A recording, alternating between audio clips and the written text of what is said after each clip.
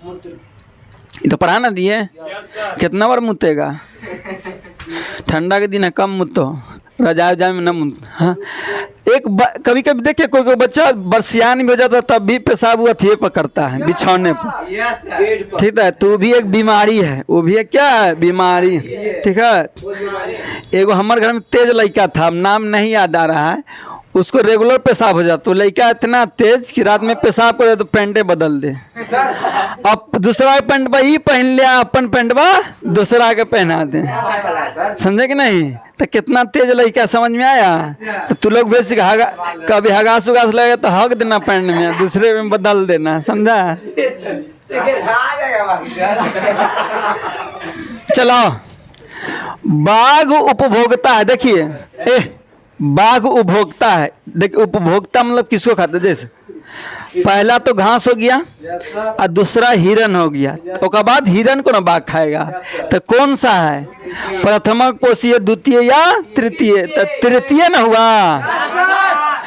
पहले तो घास, पहला घास हुआ, दूसरा हिरन हुआ और तीसरा में कौन खाया? बाघिया से। तब वही बोला कि बाघ उपभोक्ता कौन है? तो तृतीय स्तर का। कैसा है? तृतीय स्तर, यानी तीसरा नंबर में वो खाता है। पीत रस का स्राव होता है। पीत रस कहाँ से निकलता है? तो यकृत से। पीत रस कहाँ से निकलता है? यकृत को ही लीवर कहते हैं। यकृत को ही क्या कहते हैं? लीवर। तो लीवर से ही निकलता है पीत रस। लीवर से क्या निकलता है? पीत रस। ठीक है, ये क्षारीय होता है। पीत रस कैसा होता है? क्षारीय। कभी कभी पूछता है कि पीत रस का कार्य क्या है? तो ये जैसे ही खाते हैं ना तो भोजन जाता है उसको क्षारीय बनाता है। क्या करता है? भोजन जाता है उसको क्षारीय बनाता है। और कोई जीवाणु का मतलब हानिकारक कुछ चल गया है, बीमारी फैलाने वाला, तो उसको भी वो मारता है। ठीक है, अब भोजन को भी पचाता है। तो ये कौन करता है? पीतरस। अब पीतरस कहाँ से निकलता है? यकृत। यकृत को ही एक और नाम क्या जानते हैं? लीवर। ठीक है, यकृत को ही लीवर। ये सबसे बड़ा ग्रंथि है। पूछता है कि शरीर में सबसे बड़ी ग्रंथि कौन? तो यकृत। यकृत, यकृत सबसे बड़ा। पूछेगा शरीर में सबसे बड़ी ग्रंथि का नाम बताइए, तो यकृत। ठीक है, मनुष्य, बिल्ली तथा चमगादड़ के अग्रपाद, जैसा हम लोग का आगे वाला, बिल्ली के आगे वाला, चमगादड़ के आगे वाला क्या है? समजात अंग है। समजात अंग है, असमजात अंग है, अवशेषी अंग है, या इनमें से कोई नहीं। तो क्या है? समजात अंग। समजात अंग यानी रचना एक जैसा लेकिन काम अलग अलग। रचना एक जैसा, काम अलग अलग होता है, उसको समजात अंग कहते हैं। जैसे हम लोग का पैर है, पैर है तो हम लोग पैर भोजन करने के लिए और उठाने पुठाने के लिए करते हैं। हाथ, हाथ। अब बिल्ली का पैर है तो बिल्ली क्या करता है? चलने का काम करता है। यानी सबका एक ही जैसा। बिल्ली का भी ऐसे खड़ा कर दीजिए तो हम लोग कहाँ जैसा हो जाता है कि नहीं? यानी रचना एक जैसा है, रचना एक जैसा लेकिन काम अलग अलग रहे, उसको समजात अंग कहते हैं। यानी रचना एक जैसा लेकिन काम अलग अलग, तो उसको समजात अंग कहते हैं।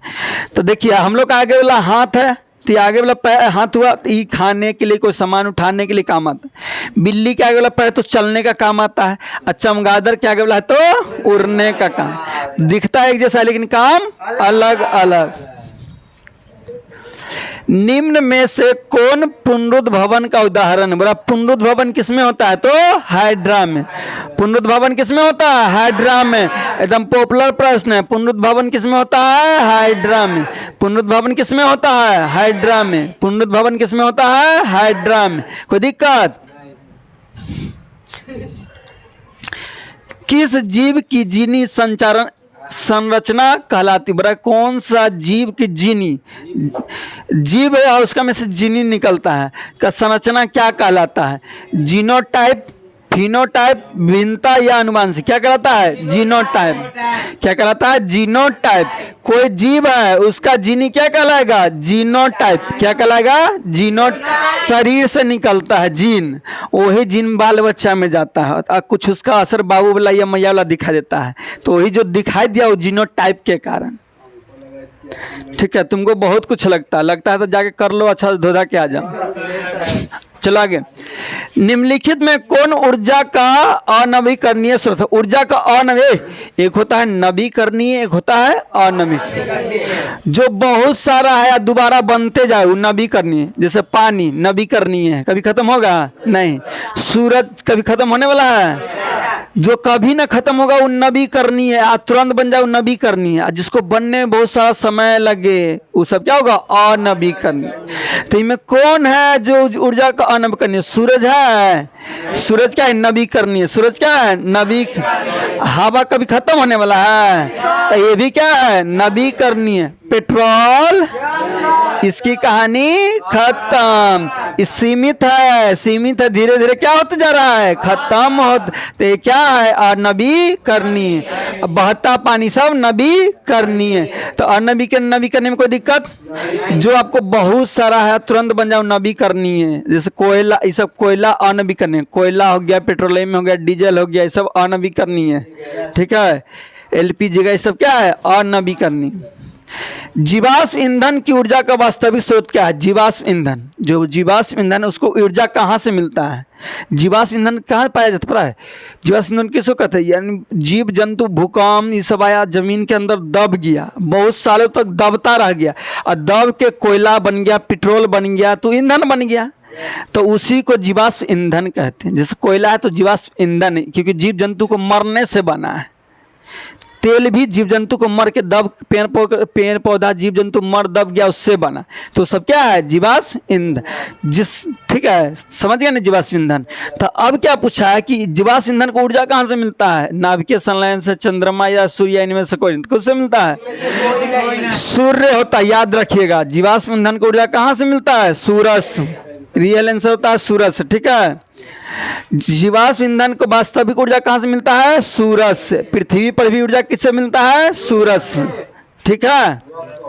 जो दहन कर उष्मा उत्पन्न करता है उन्हें क्या कहते हैं? जैसे जलाएं तो उष्मा निकला, जिसको जलाएं तो उष्मा निकला, उसको क्या कहेंगे? ईंधन, सॉरी इंजन, ईंधन, तापक, यानी में से कोई क्या कहेंगे? क्या कहेंगे? दहन कर उष्मा उत्पन्न करता है उन्हें क्या कहते हैं? ईंधन। जिसको जलाएं और उष्मा दिया उसको क्या कहेंगे? ईंधन। ईंधन। जैसे लकड़ी जलाएं तो जला ना जी, तो खाना बनाए ना, तो क्या है? ईंधन है। एलपीजी को, गैस को जलाएं तो जला, तो क्या हुआ? ईंधन है। आगे, यूरो 2 का संबंध किससे है? क्या पूछा?